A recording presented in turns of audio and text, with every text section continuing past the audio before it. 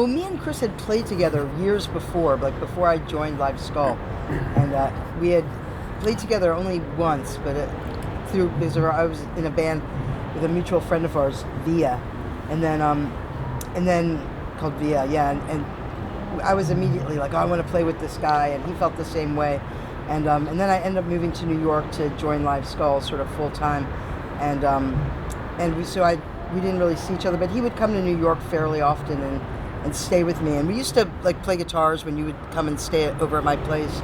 And I remember playing Off to One Side with you, like in New York before we even Come was even formed. Yeah. I had written Off to One Side, and yeah. So I think that was there. But then then we didn't see each other for a few years really, and so it was in the back of my mind. I remember when Live Skull broke up, I called you up and said, "Oh, Live Skull's going to break up. We should do something." Yeah, but it didn't. I saw the last show at the Rat. Oh no, the last one was at CBGB's. I know, right? Actually, yeah. No. But the last Boston show. Oh, the okay, Rat. yeah. And you came up after me. Came up after the show, and you were like, "I think Live Skull's going to take some time off. We should start a band." And of course, like Live Skull was like totally broken up like 2 days later. So. Yeah. So the idea was there, but these three actually started the band before me because I wasn't back really in Boston for like another year or something, and they had met outside me, right? Just through someone else. Yeah, a mutual. So Sean and I knew each other from Athens because we'd lived together in Athens and played in bands that played together a lot.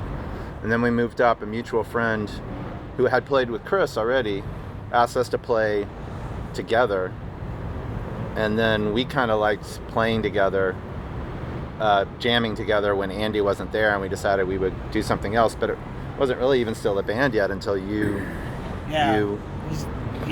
started participating. Yeah. Did we practice for like a year before we played our first show? Yeah. And we decided in order to kind of pull our songs in together into songs, that we should book a show. So it would help us like. It also helped us name the band. We didn't have a name until like 2 weeks before our first show? Yeah.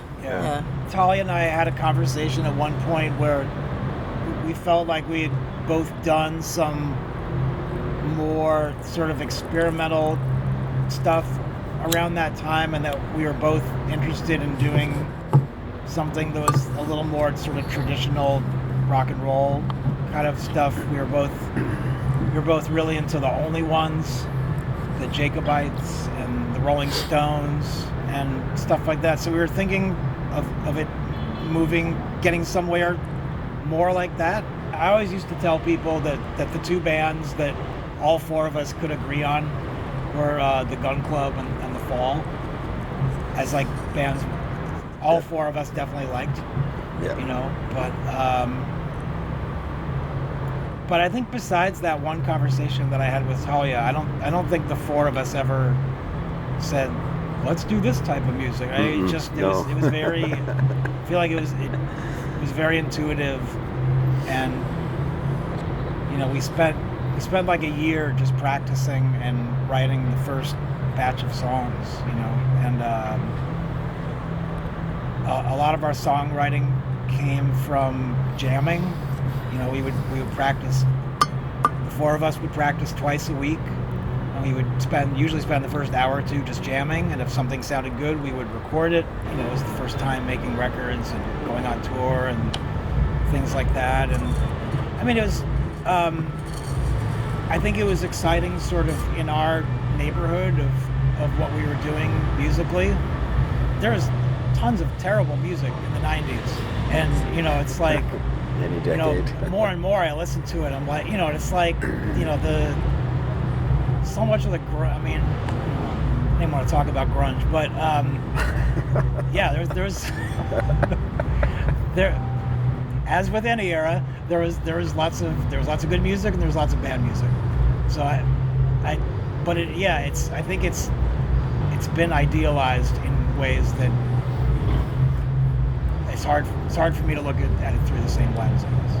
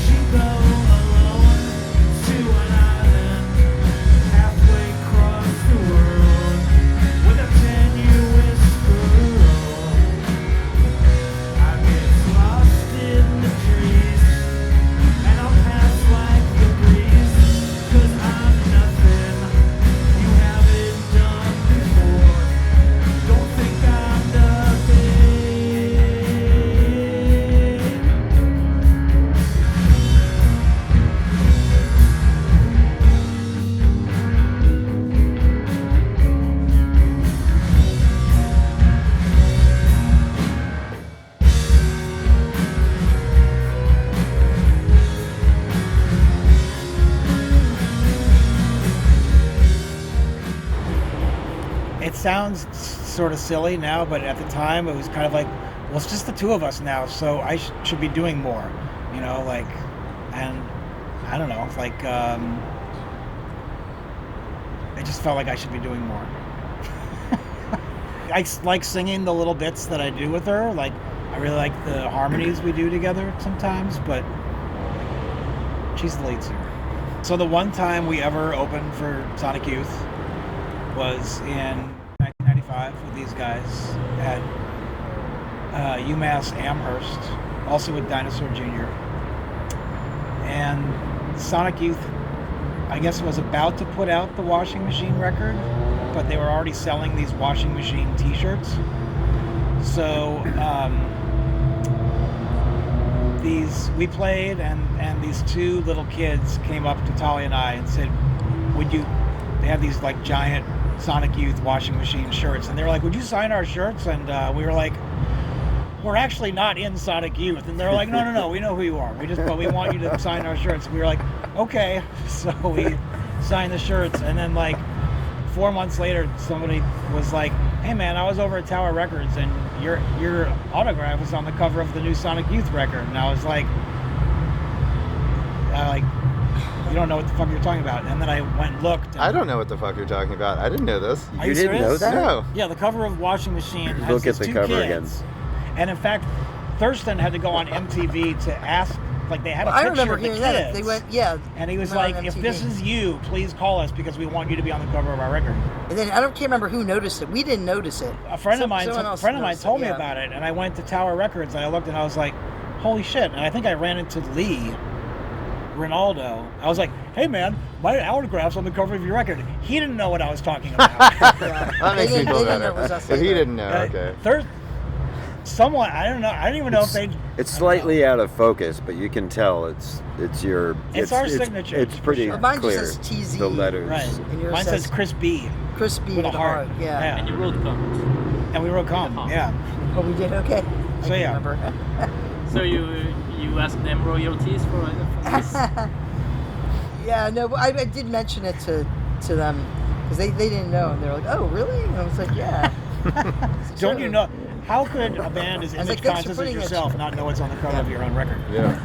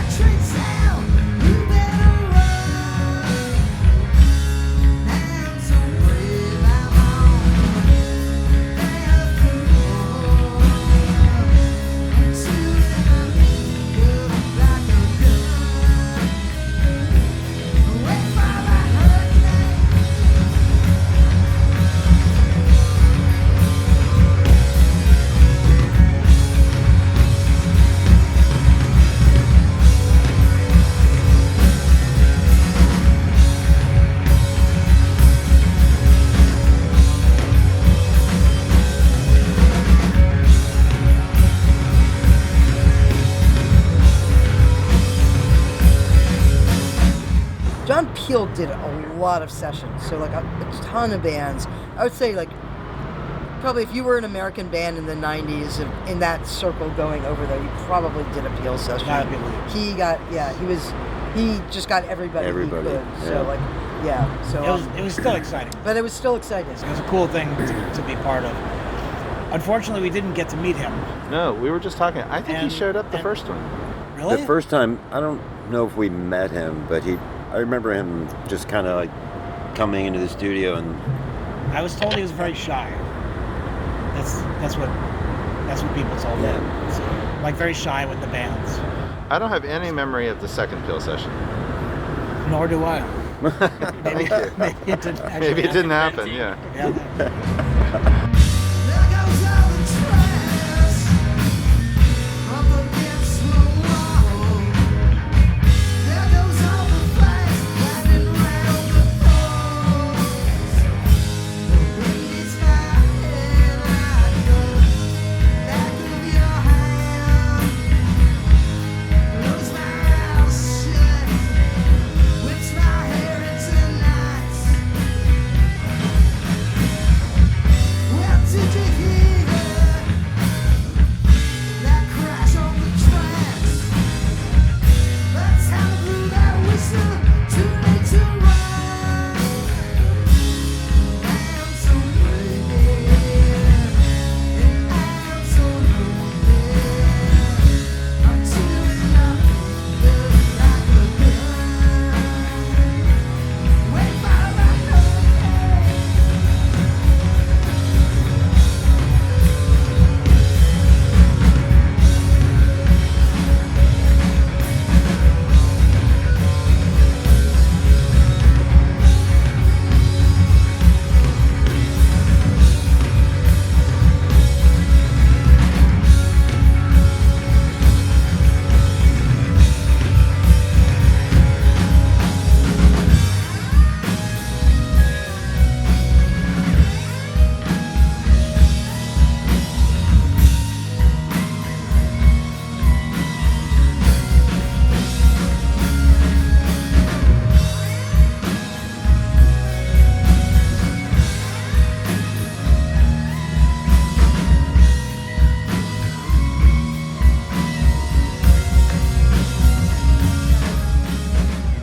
We That's toured a right. lot with like Pavement and a lot with Sugar. And a lot And a lot with Dinosaur We Jr. did a lot with Dinosaur Jr. And, Betty Severe. and then yeah. Nirvana, yeah, the one tour with Nirvana. So and Dirty Three, yeah, I remember the one tour was Dirty so much Three fun. and It was, like, Pavement. the Dirty Three, Pavement, and Come. That was like so much fun. That was awesome. Yes. That was a great tour. For us, it was great. It was. I mean, their audience was really young, and they were so excited. I was expecting to get stuff thrown at us, but they were, and we were the first Well, of three bands yeah. because it was Breeders and Nirvana, and Shoes, right? I got a code and out of they were so excited when we came on stage, and I can't even remember that when you're waiting for a concert to start, and the roadie comes on stage to move the guitar, everyone starts cheering insanely. You're waiting you know for what the I mean? opening like band the to be drum done. tech comes up, and everyone's like, "Ah!" There's- So it was kind of like that kind of thing. So when we went on, like the kids were just so, like shows started, and like they were really, I was blown away. They were like going crazy for us. They had no idea who we were. I'm sure they didn't, you know. Well, they didn't- Our record sales did not go like that, but they gave us a very, very nice. I think welcome, they were right? so young they didn't know to be jaded about the opening Right. band. They were just They didn't excited notice, there was but music. No one was screaming Nirvana. Nirvana. I think playing shows, at least initially, with Dinosaur Jr. and with Nirvana, it was like a really big organization that was all kind of like centered around like one really moody guy, you know, like which was either Jay Mascis or Kurt Cobain. So it was like everything was kind of like everything was dependent upon like sort of the moods of I mean in Jay's case, someone who was not the greatest communicator and I think a little depressed sometimes, and then Kurt, who had a lot of issues everybody seems to know about. So it was kind of it was kind of intense. I thought I thought all those shows were especially the Nirvana shows were really intense. Yeah. And sort of like the drama around Kurt and Courtney and all that shit was like it was kind of tense. In that situation, it seemed like it's like, oh my God, we're playing these big venues. We're not a big venue band, but the road crew that they had made everybody feel really at ease, and they helped you out, and I thought they were super cool, and that I think that helped a lot to ease some of that. And it did feel like on those shows, like when Nirvana and Sugar and Dinosaur Jr., that we weren't just a band that got stuck on the bill because an agent or somebody wanted us on the bill. Like the bands wanted us to be there, and that felt really fans good. Of ours and really wanted us there, which was Yeah. nice.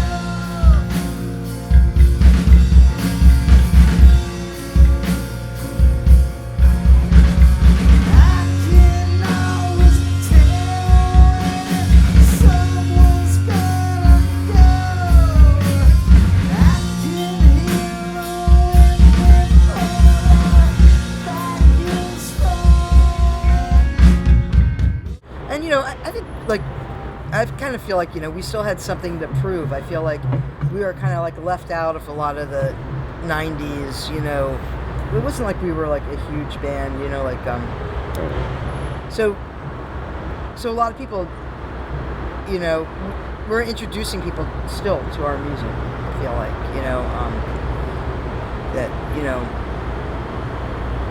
There's also people that knew our music and maybe bought our records back then, but never got the chance to see us. And they've been coming to shows. Like so people in France. Yeah. Like in the 90s, it was like impossible for us to get booked in France. So, and now we can. So it's great. And, and there were a lot of people at the show last night in Rennes that, had wanted to see us back then and were unable to. So this is awesome.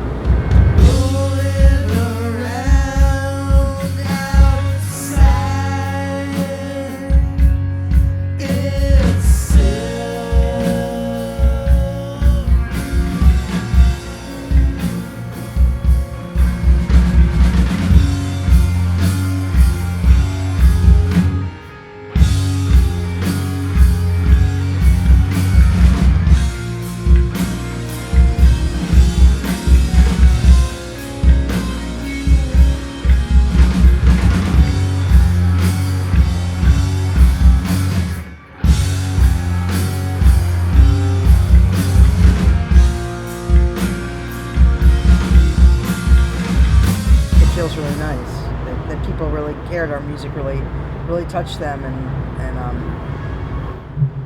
it is surprising, but that people, I don't know, just people still seem to be super into it. So yeah, and I don't know if this is sort of a personal take on it, but it seems like there's less of a sort of thing about bands getting back together. It seems a lot more fluid now or something. I think like when we